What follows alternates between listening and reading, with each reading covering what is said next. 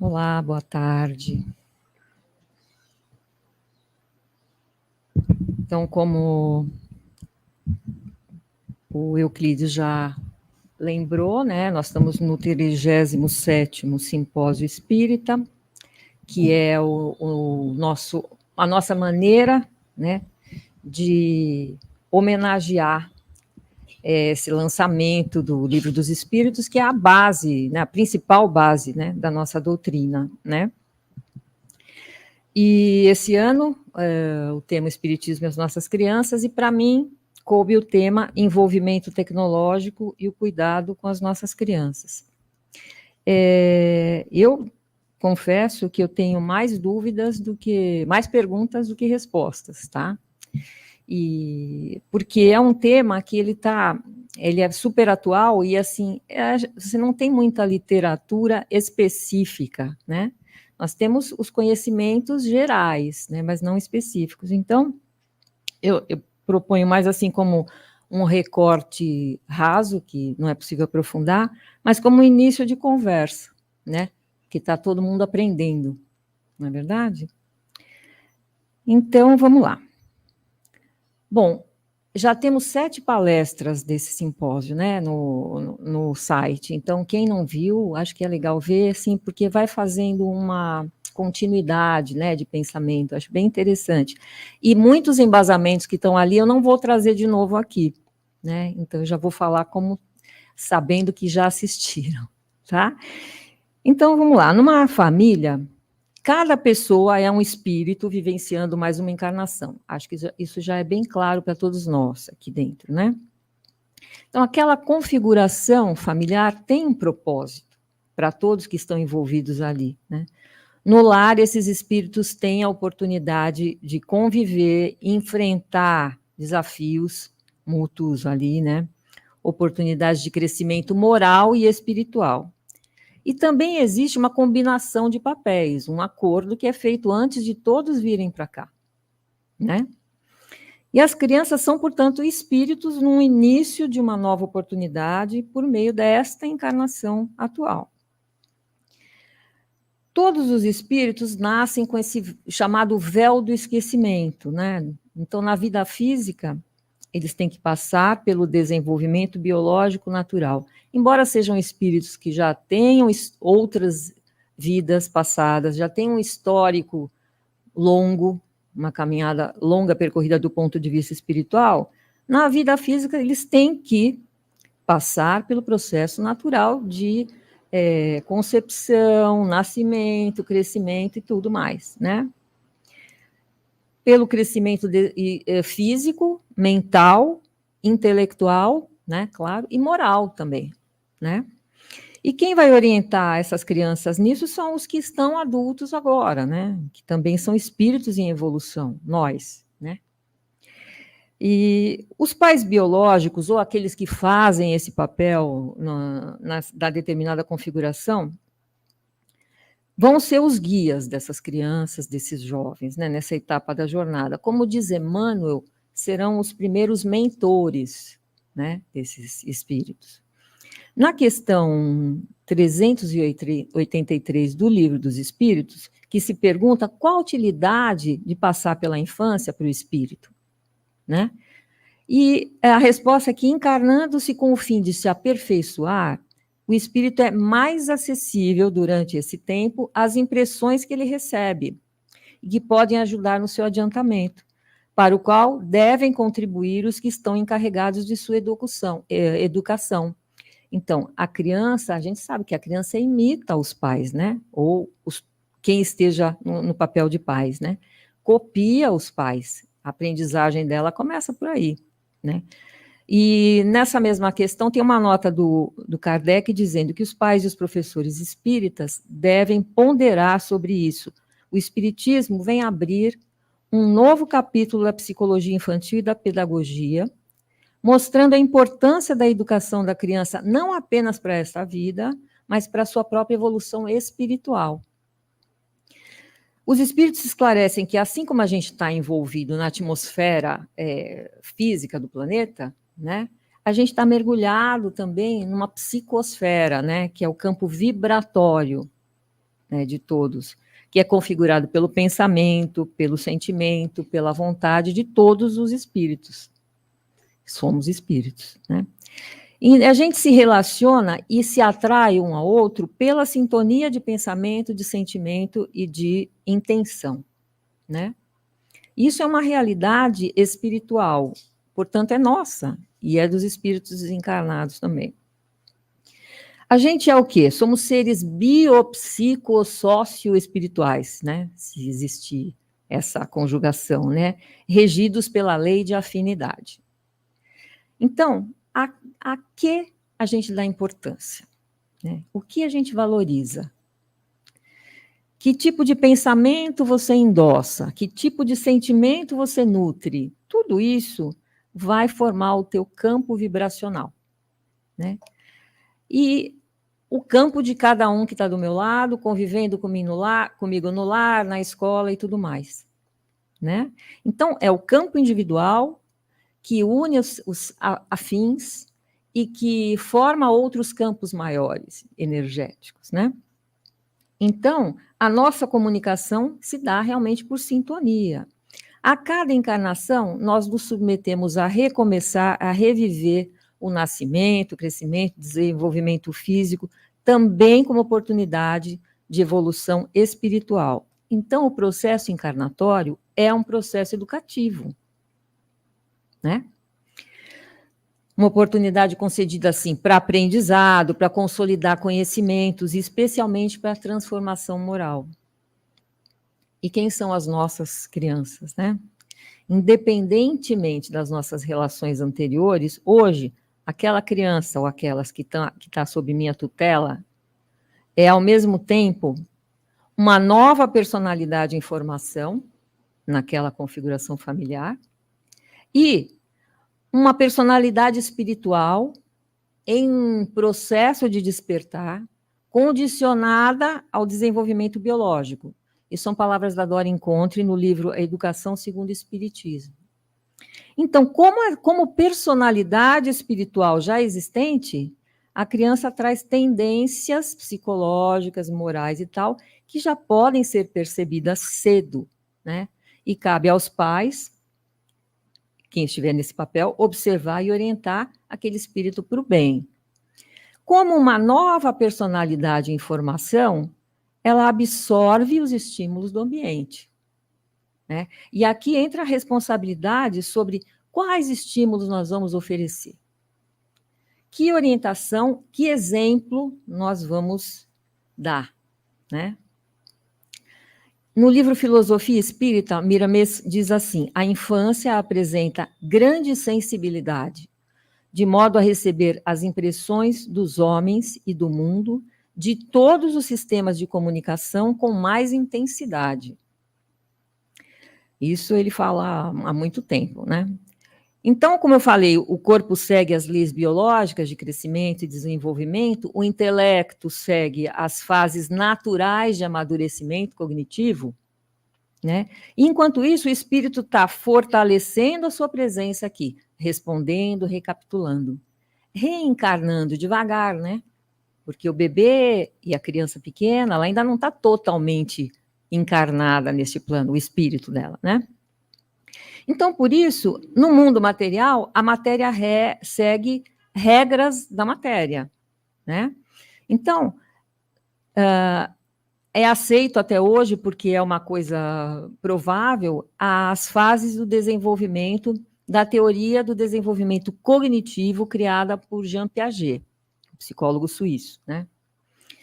Então, nessa fase de até 2 anos, de 0 a 2 anos, a criança está na fase sensório-motora.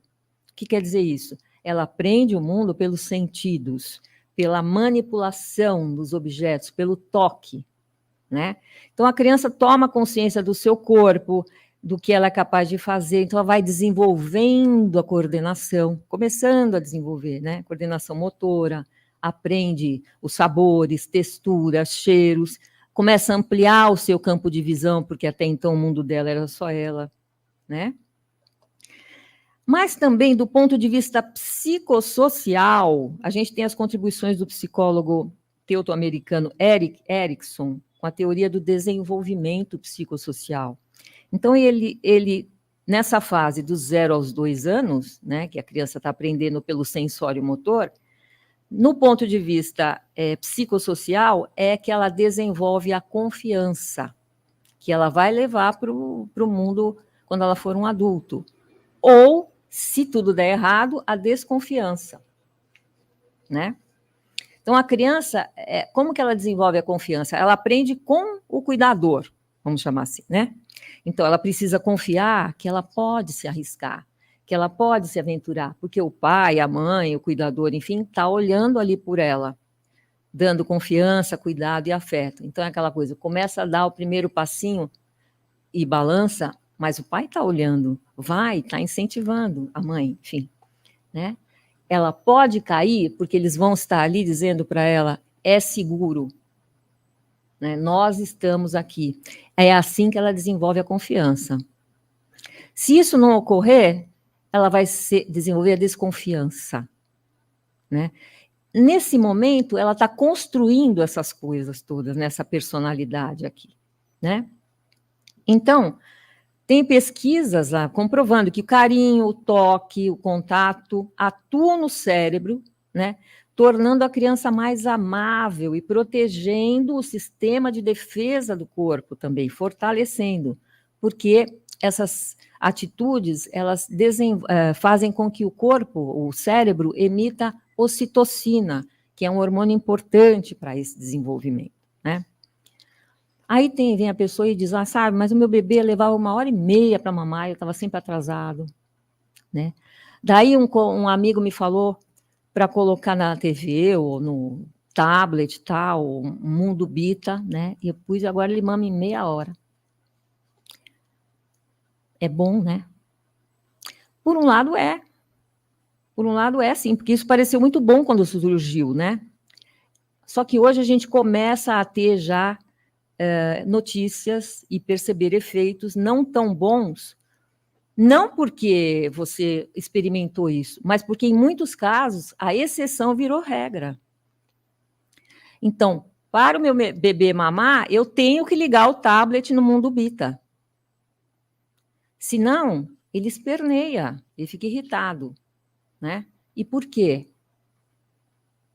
Porque aquilo, ele se tornou dependente daquilo. Então, em todo vício, quando você retira o estímulo, a pessoa fica irritada. E isso está acontecendo com crianças de 2 anos hoje, né? Então, é para a gente olhar. Então, tem uma educadora chamada Lúcia Moisés, que ela é pesquisadora da questão do autismo, e ela, nas suas pesquisas, acabou se deparando com um fato bastante curioso, que era assim, crianças sendo levadas para os médicos com suspeita de autismo. Então, elas apresentavam características de algum espectro mesmo. Então, alheias, né? Não respondiam quando eram chamadas, com muito atrasos na fala, muita irritabilidade. E aí, quando os médicos fazem a pesquisa toda, e a consulta, e exames e tudo mais, percebiam que eles não eram autistas. Aí foram a fundo e verificaram que grande parte dessas crianças, em geral, eram excessivamente expostas a telas e precocemente, desde muito cedo. Então, é assim, na verdade, isso está vindo à tona agora, né? A gente não sabia disso, né? A coisa veio, resolveu questões rápidas, objetivas, e está tudo bem, mas agora a gente está sabendo, então agora a gente tem que fazer alguma coisa, né? Mas, peraí, Silvia, mas os bebês nascem já sabendo usar os negócios. Eles são diferentes. Eles são um pouco diferentes, é verdade. Olha, aquele ali nunca tinha visto um celular, um tablet. Lá coloquei na frente dele e já foi com o dedinho lá rolar a página. É verdade? É. Por quê? 2 questões aqui. Primeiro, esse espírito, sim, já conhece muitas tecnologias. É familiar para ele. E ele está mais no mundo espiritual do que no mundo material nessa fase, né? A literatura espírita está repleta de exemplos do uso de telas, de outras tecnologias que a gente ainda nem sabe explicar, e a gente sabe, pelos próprios espíritos, que lá o negócio é bem mais avançado do que aqui, a gente é uma cópia, mais ou menos, do que tem lá, né? Eu digo em mundos bem superiores, né? E a gente tem, por exemplo, no livro Memórias de um Suicida, uma história que é contada, escrita em meados ali da primeira parte do século XX, sobre uma história que ocorreu bem no fim do século XIX, começo do século XX, e que o espírito do o Castelo Branco, Camilo Castelo Branco, que conta a história dele, porque ele se suicidou, né, e conta lá de lá, e ele descreve tecnologias que hoje são comuns aqui para a gente, hoje a gente reconhece, né? E que lá ele até não consegue explicar muito bem. Eu acho que vale a pena reler, para quem não leu, ler, né? O próprio André Luiz, né, traz muitos relatos de tecnologias no plano espiritual. Esse espírito, criança, ele ainda está muito ligado a outro plano, como eu falei, então ele tem essa familiaridade, sim. Agora, segundo ponto, o segundo lado dessa coisa é que essas tecnologias, esses gadgets, esses games e tudo mais, eles são feitos para serem manipulados de uma forma intuitiva, já, né? Os fabricantes dos equipamentos, desenvolvedores das tecnologias, utilizam a informação da neurociência já e outras ciências que agregam atrativos para as telas, né? Então, tem a cor, tem o movimento, tem a musiquinha, já é para atrair mesmo também o conteúdo, né? E que é feito isso confessamente pelo povo ali do Vale do Silício, é feito para gerar esse sentimento de quero mais. Ou seja, cria dependência, para criar dependência, né? E por isso é que é preciso a gente monitorar, controlar o tempo de exposição, né, das crianças para esses conteúdos, para essas telas e tudo mais. Então, eles são diferentes? Não, diferentes não, eles são evoluídos, eles passaram por muitas coisas que a gente não sabe, e eles ainda estão mais ligados ao plano de lá, então eles reconhecem, né? Tem isso tudo. Então, continuando nesse desenvolvimento natural, né, do cognitivo, que Piaget traz, dos 2 aos 7 anos é a fase pré-operatória, que significa que existe um intenso processo de desenvolvimento e transformação. Então, a fala progride, né? Ele já consegue articular palavras, a comunicação vai ficando mais clara, né? A criança, nessa fase, ela interioriza o que ela aprende na forma de imagens, né? E isso vai ser guardado na mente e vai formar a base do pensamento, da memória, né? Então, elas usam muito a imaginação e a criatividade, se interessam em aprender tudo que está em volta, é aquela fase dos porquês, né? Todo mundo sabe como é. Já do ponto de vista psicossocial, que o Erickson traz, é o momento em que ela já desenvolveu lá atrás a confiança, né? Agora ela vai começar a desenvolver a autonomia, tá? Então, ela vai realizar ações básicas por conta própria, né? Que é muito comum aqui o treinamento de autoalete, né? Que todo mundo passou por isso. É o momento. Ela começa a fazer escolhas e vai adquirindo certa autonomia, né? E se ela vai ter uns fracassos que a gente precisa saber cuidar disso, né? É normal, né? Todo o processo de aprendizado, a gente vai errando, né?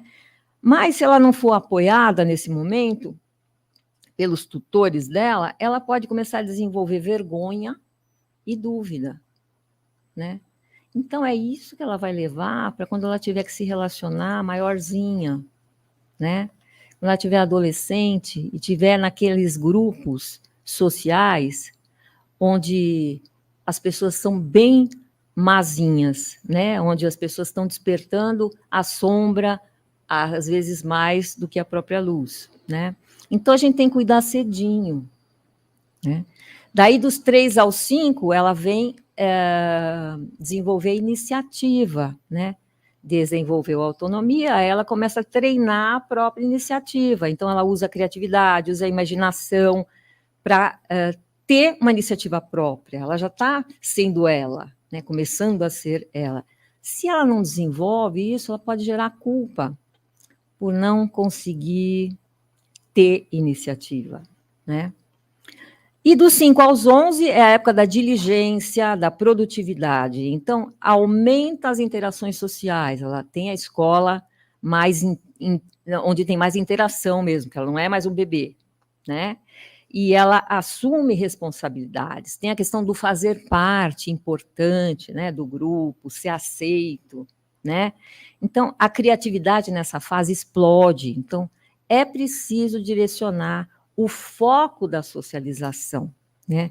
Muita cobrança, né? Porque ela já tem a cobrança interna, muita cobrança externa de um jeito torto, né? Porque às vezes a gente não sabe fazer direito também, né? Também estamos aprendendo, né?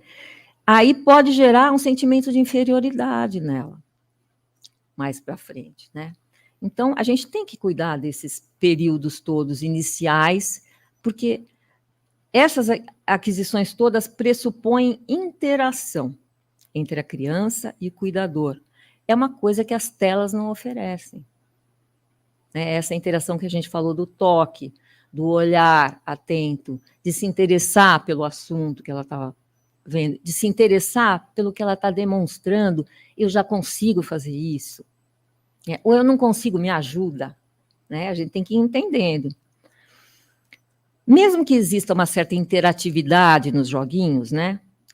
Essa interação social não ocorre só na tela, né?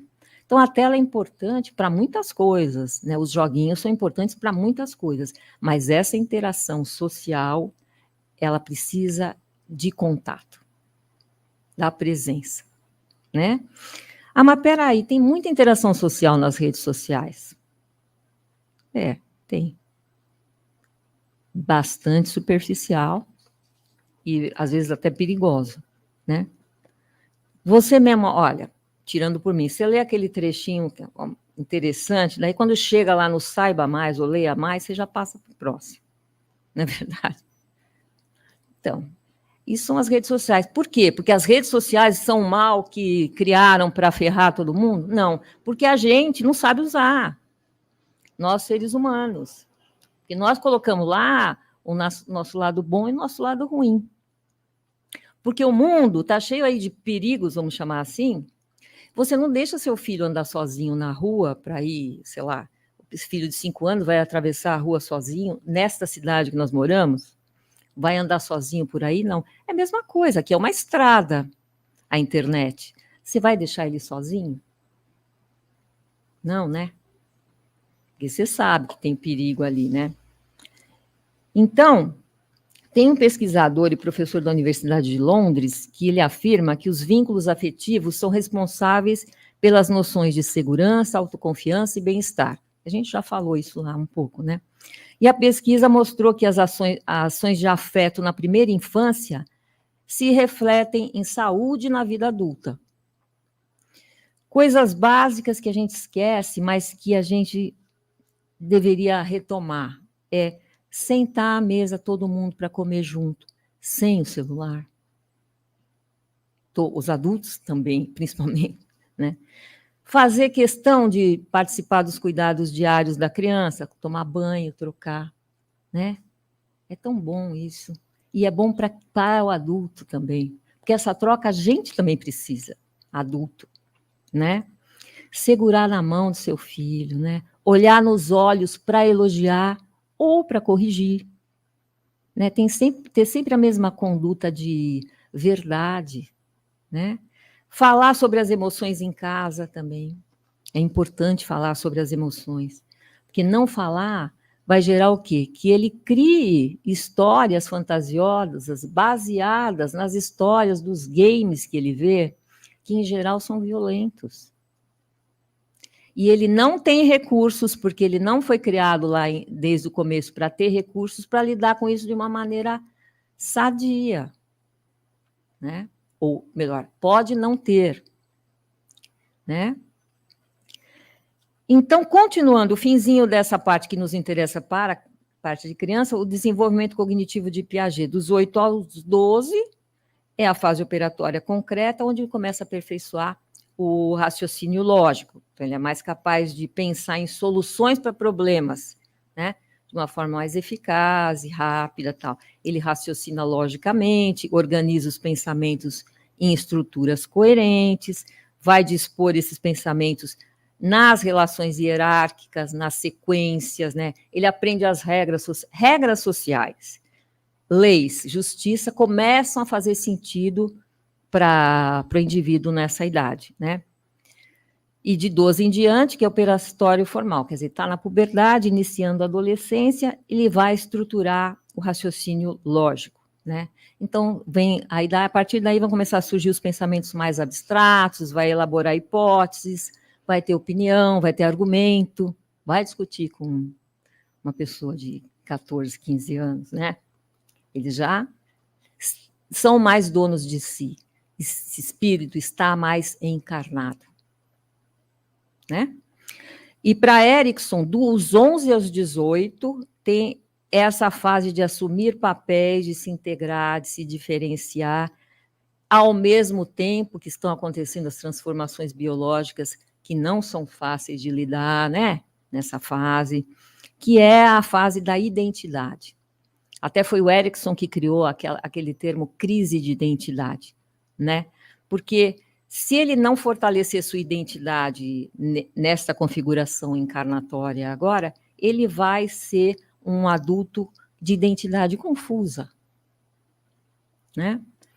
Então, todas essas aquisições pressupõem o convívio, né? Se nas fases iniciais a criança teve esse acolhimento, esse apoio dos pais, ou quem for responsável, ela se torna mais hábil para se relacionar com os outros, né? Ela amplia seus relacionamentos para além da família, os vizinhos, a escola, assim por diante.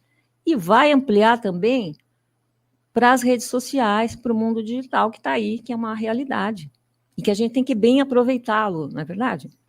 Nós estamos aqui falando com um monte de gente que está longe, está em outro país, assistindo a nossa palestra, é uma maravilha, não é verdade? Então, espiritualmente, do 0 aos 7 anos, o espírito, eu já falei, né? O espírito da criança ainda está bastante vinculado ao plano espiritual. É por volta dos 7 anos que ele começa a assentar mais nesse corpo, né? As tendências que ele vai apresentando nessa fase podem ser orientadas, né? Então, como diz lá no Livro dos Espíritos, na questão 383, encarnado com o objetivo de se aperfeiçoar, o espírito, durante esse período, é mais acessível às impressões que recebe, capazes de lhe auxiliar em adiantamento para o que devem contribuir os incumbidos de educá-lo. É a mesma coisa que a gente falou numa outra passagem lá do Miramês, né? Então, o passado espiritual daquele espírito que está criança pode ser encoberto pelo esquecimento, e né? Mas os indícios das suas tendências já começam a surgir durante o seu desenvolvimento. As boas tendências precisam ser incentivadas, né? Porque vão fortalecer aquela personalidade no que ela tem de bom, né? E os sinais de más tendências ou não tão boas tendências precisam de orientação, né, para serem transformados. Então, a importância da infância é essa de o espírito ainda estar moldável, né? Nesse sentido, é preciso a gente estar atento, é preciso a gente estar muito atento, tal como eu já falei, mas Joana de Ângeles, ela faz no livro SOS Família, ela faz uma sugestão assim: nem excesso de severidade, nem acúmulo de receios injustificados ou aflição exagerada, né? Calma, você vai dar conta, né? Senão você não teria abraçado essa tarefa do outro lado, não é verdade? Acho que a gente tem que ser condescendente com a gente também. Ninguém aqui está afim de estragar a vida do semelhante, principalmente dos filhos, né? Ninguém aqui está querendo fazer o mal, ao contrário, a gente está querendo acertar também, né? Só que é importante a gente ficar ligado nesses temas que agora estão borbulhando aí, e essas informações que a gente não tinha quando as tecnologias entraram de uma forma muito rápida na vida, e a gente também começou a usar indiscriminadamente, só pelo efeito bom imediato, né? Em Educação segundo o Espiritismo, a Dora encontra e diz que a infância é um estado de humildade. Eu gosto dessa coisa que ela diz. Um estado de humildade, porque todo recomeço requer esta virtude. E é também um estado de bênção, porque o espírito está na posse do melhor de si mesmo, da sua capacidade de amar, do seu desejo de aprender e da sua sinceridade natural. O fato de ele aportar num corpo que começa tudo de novo, deixa ele mais maleável, né? Para aprimorar aquelas coisas que ele veio resolver nessa encarnação, né? Jesus usa a figura das crianças, né, como símbolo de pureza de coração, não é verdade? Um neuropediatra da USP, chamado Saul Cipel, ele diz que quem molda o desenvolvimento são as pessoas que convivem com a criança. Então, a psicologia está concordando, a neuropsicologia está concordando com o que os espíritos diziam antes, né? Com o livro O Consolador, na questão 110, nós temos a afirmação de Emmanuel que diz: a melhor escola de preparação para as almas reencarnadas na Terra é o lar, onde a criatura deve receber as bases do sentimento e do caráter. Os estabelecimentos de ensino podem instruir, mas só o Instituto da Família pode educar. É por essa razão que a universidade poderá fazer o cidadão, mas somente o lar pode edificar o homem. Na sua tarefa de cristianização, essa é a finalidade do Espiritismo: iluminar a consciência da criatura, a fim de que o lar se refaça e novo ciclo de progresso espiritual se traduza entre os homens em lares cristãos para a nova era da humanidade. E em que mundo a gente vive hoje? Né? Não dá para negar. Segundo o sociólogo polonês Zygmunt Bauman, um mundo líquido, ele chamou, né? Então, o conceito ele está se referindo a um período desde o final da década de 60, né, para cá, e está falando do quê? De uma época em que as relações sociais, as relações econômicas de produção são frágeis, são fugazes, são maleáveis, por isso a comparação com o líquido, né? Então, o que acontece nessa fase? Tem uma fragilidade de laços entre as pessoas e entre as pessoas e as instituições, né? Há uma lógica do consumo, né? As pessoas passam a ser definidas pelo que elas compram, pelo que elas podem comprar, né? E essa ideia se estende para as relações sociais. Então, as pessoas passam a comprar afeto, atenção. A gente vê isso, né? Casos assim. Nessa realidade aí que o Bauman cita, ao invés de relacionamentos, estabelecem-se conexões, né? Então, a ideia é acumular o máximo de conexões. Então, você tem seguidores, você segue, né? Você não tem amigos, 3 amigos, você tem 1000 seguidores, né? O que traz também uma superficialidade, que a gente já falou disso lá anteriormente. Então, assim como você... Por que superficialidade? Porque assim como você se conecta, você pode se desconectar a qualquer momento, né? A gente sabe disso, então a gente vai ter mais atenção a isso, obviamente, né? Mas e a criança? Ela depende de nós, né? E se a gente estiver nesse emaranhado, a gente não vai conseguir dar um bom exemplo, né? Com a internet e as redes sociais, essa questão se intensifica, né? E abre caminhos que podem ser prejudiciais caso aqueles aprendizados que eu falei lá no começo, que são necessários na infância do espírito encarnado, não estejam bem consolidados, vai dar problema, né? E eles são prejudiciais não só para as crianças, são prejudiciais em qualquer idade, né? Nós temos hoje idosos viciados em rede social, em tela e tudo mais. Não é um privilégio das crianças. E eles não tiveram essa educação lá no começo, né? Já pegaram o caminho andado, né? No meio. Um estudo de outubro de 2023 diz que as crianças brasileiras estão acessando a internet cada vez mais cedo, antes dos 6 anos. A grande maioria via celular, né? Muito provavelmente do pai e tal. Aí tem um neurocientista pesquisador francês chamado Michel Desmourget, que ele escreveu um livro em 2019 chamado A Fábrica de Cretinos Digitais. E esse livro e esse cara é que estão gerando um burburinho no mundo, que só agora está chegando para nós também, mas que apresenta com dados concretos os efeitos nocivos do excesso do uso de dispositivos digitais no desenvolvimento neural de crianças e jovens. E esse livro é interessante porque esse livro ele traz só pesquisas, só comprovações. Ele não fica elocubrando, achando que é, né? E a Lúcia Moisés, aquela educadora que eu citei antes, ela cita ele também no livro dela, que é o livro que ela escreveu agora chamado Além das Telas Digitais, que traz os efeitos do excesso do uso de telas, referendados por pesquisas também. A Lúcia Moisés, é interessante ler os livros dela, porque ela é também educadora espírita, né? Então, eu acho que ela traz para perto do nosso universo também isso. E ela fala muito, e ela trabalha com evangelização de crianças, então é legal também, porque ela gosta de trazer de volta a questão do brincar analógico, né?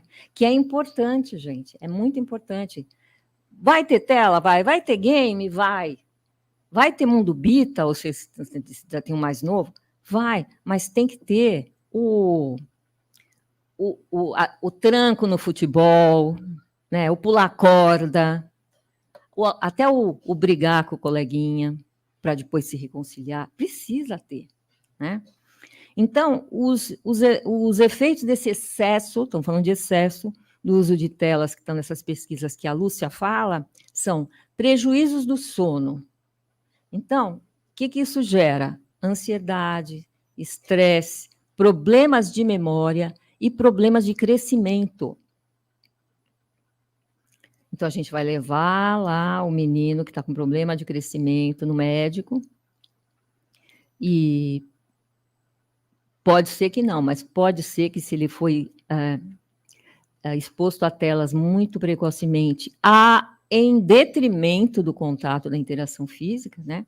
Não foi um conjugado, pode ser que isso tenha ajudado para que ele tivesse com essa dificuldade. Por quê? Porque não dormindo direito, todos os hormônios que tem que trabalhar de noite não trabalham bem, né? Então, inclusive, ela fala, celular no quarto nunca, para ninguém, né? Um outro efeito do excesso de uso que está aparecendo muito é a miopia infantil. Então, tem um estudo que ela cita no livro dela, com 22 pesquisas sobre causa de miopia infantil, que 15 delas, então quase 70%, apontam a maior incidência da miopia atribuída ao excesso à exposição de tela, né? Outro efeito é o sedentarismo. Péssimo para a gente que é velho, que não tem vontade nem de começar a fazer ginástica.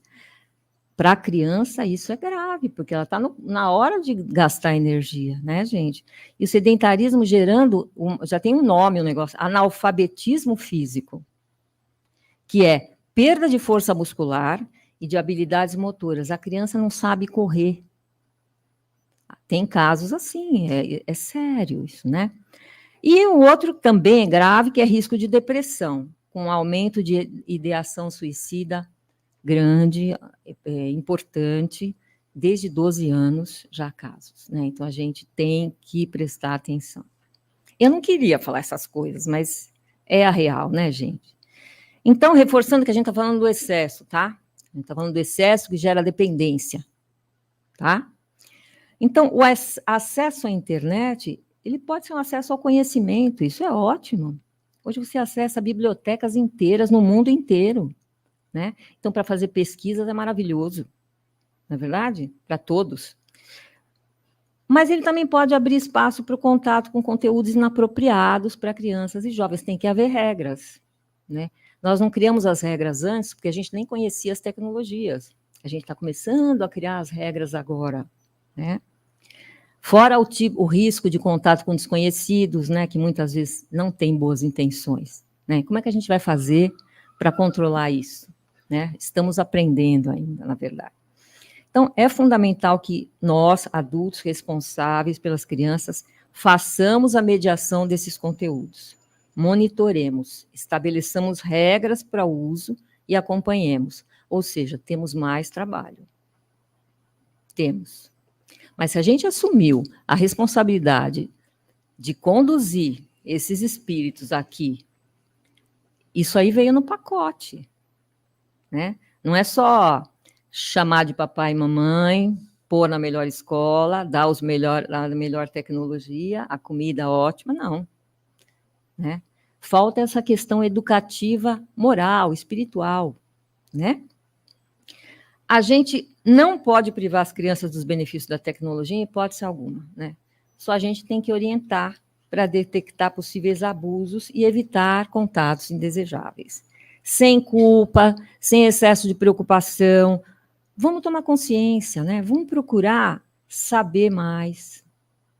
E olha, estudando, eu achei bastante coisa. Achei muita bobagem também, mas achei bastante coisa fundamentada, de verdade. A gente tem que ter também essa habilidade para reconhecer se é uma bobagem que está sendo falado na internet, que tem muita, ou se faz sentido, né? Então, vamos ter atenção a isso. É difícil, é complicado, a gente está com pressa, né? E parece que a gente está sempre devendo, não parece? Nesse mundo rápido, né? Mas é um sinal também que a gente não está na gente, não estamos em nós, né? Estamos voltados para fora e não para dentro. O bichinho pegou a gente também, né? No livro dos Espíritos, a gente tem as leis naturais, ou leis divinas, né? Entre elas, a lei do progresso, que mostra que o progresso, sim, é espiritual, é natural e é necessário. As tecnologias que melhorem o nosso cotidiano são muito bem-vindas, né? Graças a elas, avós e netos que estão distantes se falam mais, né? Durante a pandemia, nós não ficamos totalmente isolados, né? Graças à tecnologia, é verdade? Então, o bem que a tecnologia pode trazer para a gente é imenso, né? Cursos, né? Cursos em EAD, né? À distância, facilitam o acesso à educação, e agora mais, você pode até fazer uma pós-graduação pela internet, não é verdade? Então, isso é muito bom. A saúde teve avanços incríveis, está tendo avanços incríveis, rápidos, né? Está avançando muito com a tecnologia, cirurgias por robôs, né? Monitoradas por robôs, tá incrível isso. Então, a gente não pode achar que tecnologia é o grande vilão, né? O Espiritismo, desde a sua apresentação ao mundo, ele declarou que a gente siga a ciência no que tange às descobertas e inovações. Sigamos a ciência. Porém, cada vez mais sigamos a nossa consciência em termos de ética e moral. Quanto mais a ciência, as tecnologias avançam, mais a necessidade de a gente ficar atento à ética e à moral, né? E para isso a gente tem, nós espíritas, como mestre Jesus Cristo, que é o nosso guia maior em termos de moral, de fraternidade, de amor ao próximo, né?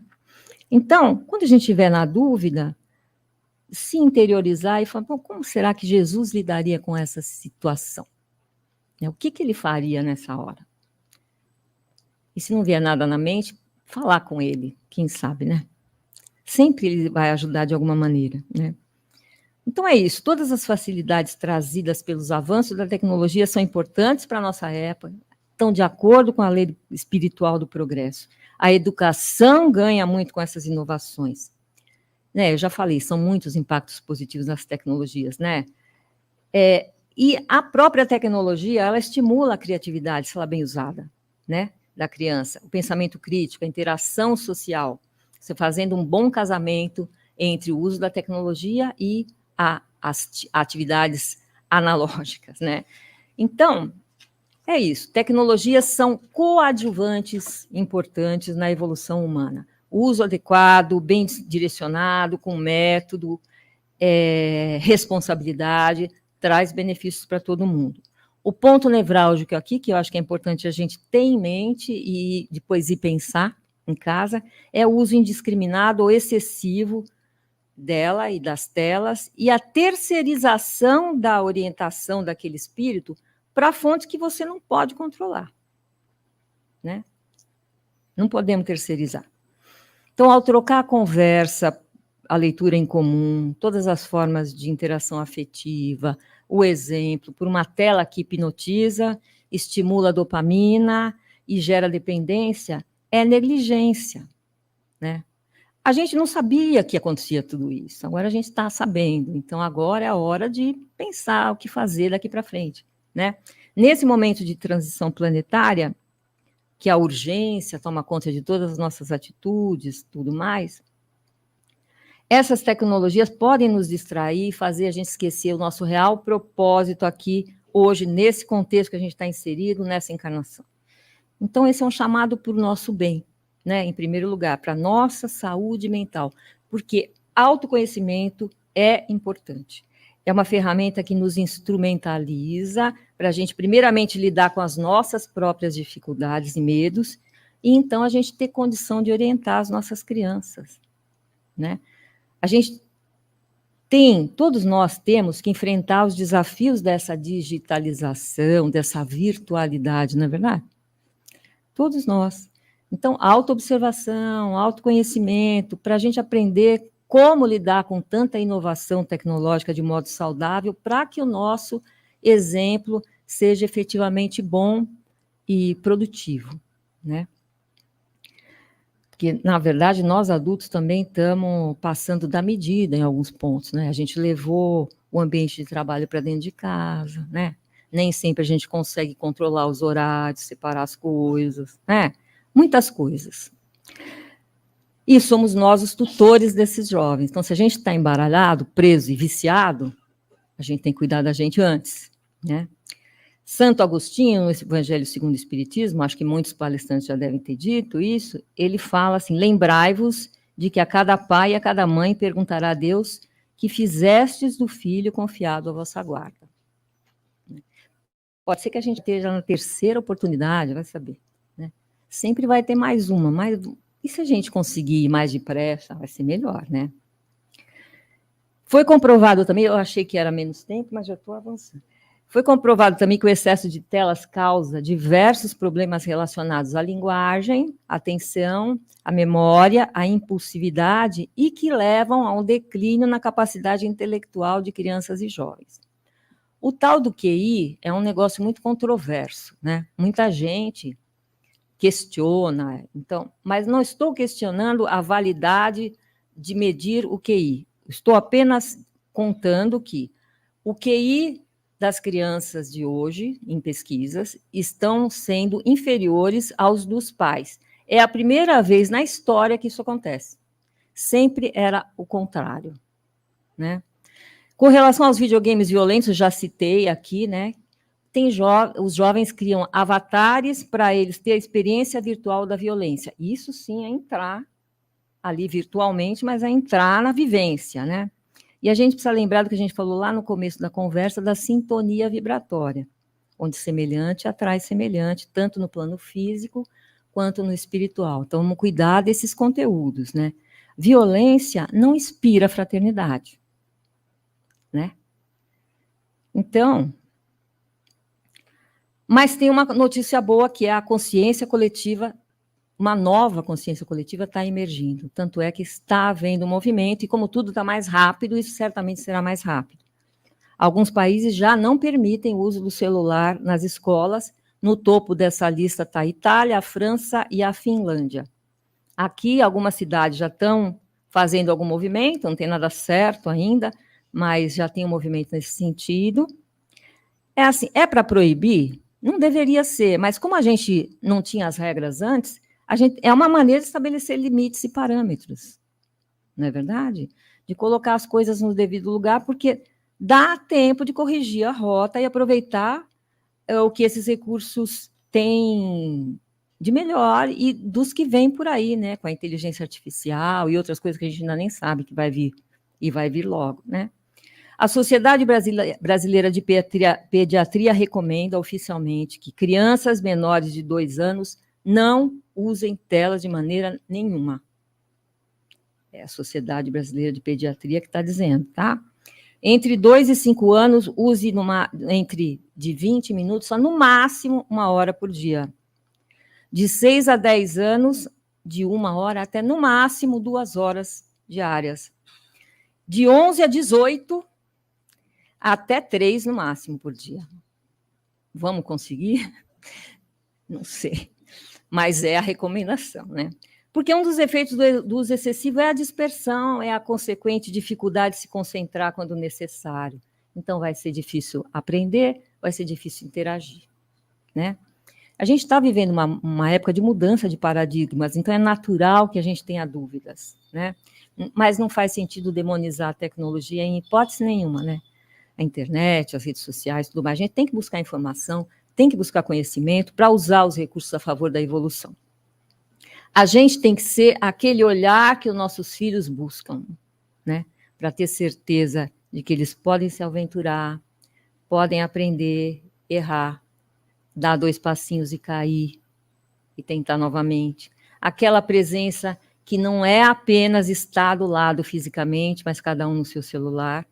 Não, mas é a presença que é um compromisso profundo do espírito para espírito, né? Joana de Ângeles diz também em SOS Família que os deveres dos pais em relação aos filhos estão escritos na consciência, né? Então, por que a gente vai ter dor na consciência, né, gente? Dá tempo, dá tempo. Tem hora que não vai ter jeito, vai ter que enfiar a tela na frente, você tem que fazer o negócio, tá bom. Mas com consciência, não trocar uma coisa pela outra, né? Fazer o evangelho no lar é uma coisa que ajuda muito no ambiente vibratório da família, né? Em cada campo vibratório, no campo da família, fazer com as crianças, fazer eles participarem. Nós lá embaixo temos o roteirinho, a sugestão para fazer evangelho no lar, e na internet também no nosso site, né? E no livro Ilumina-te, Joana de Ângeles traz uma mensagem chamada Comportamento e Tecnologia. Essa mensagem é de 2013. E um trecho dela que eu trouxe diz assim: evita o tumulto extravagante das novidades perturbadoras. Harmoniza-te de forma que não sejas arrebatado pela ilusão de estar presente em todo lugar ao mesmo tempo, fruindo somente prazeres, possuindo os equipamentos mais recentes, que logo são ultrapassados por outros mais complexos, incapazes, porém, de proporcionar-te a harmonia interior. Essa correria insensata para a aquisição de instrumentos de utilidade tecnológica e virtual esconde no seu bojo a fuga psicológica do indivíduo que não se encoraja a viajar para dentro. Então é isso, gente. O lar é onde se estabelecem as bases da confiança para um desenvolvimento sadio, é um ambiente onde se pode treinar e exercitar a ética e a ética cristã, e dá para fazer isso com tecnologia, desde que nós estejamos no comando e não o contrário, né? Então, posso ter ficado devendo muito, e acredito, porque a gente tem que começar a olhar para isso agora, né? Recomendo esses livros, recomendo na internet as palestras da Lúcia Moisés, sobre o próprio livro dela, que são interessantes, tá bom? E numa próxima oportunidade, quem sabe a gente já tenha mais conteúdos, né? Para dialogar sobre isso. Agradeço pela atenção e vamos para a reunião.